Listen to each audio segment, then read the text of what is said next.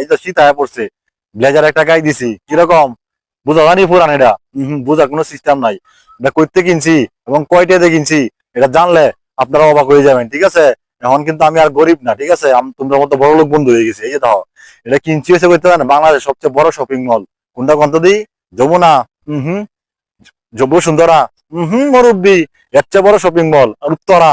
আরে না, এত ছোটখাটো শপিং মল থেকে কি আমি কিনবাম? এটা কিনছি ঢাকা অফ গুলিস্তান, ঠিক আছে?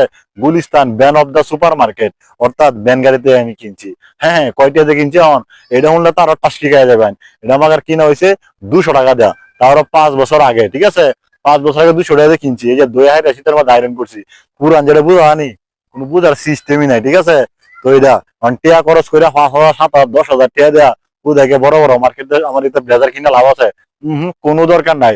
আমি 200 টাকা কত সুন্দর একটা জিনিস পাইলাম। হ্যাঁ, আমি চিন্তা করতেছি বিয়া যেদিন করবাম শ্বশুর বাড়ি এটা কায়দা যান, ঠিক আছে? আর একটু মতো করে রাখবাম, আর একটু ভালো করে দন লাগবো, আর একটু আয়রন করা লাগবো। মনে হয় যেটা বুঝার কোনো সিস্টেমই নাই, ঠিক আছে? খালি মনে হয় যে টিয়া উড়াইলে হইতো না, টিয়া দা ভালো জিনিস কিনা লাগবে।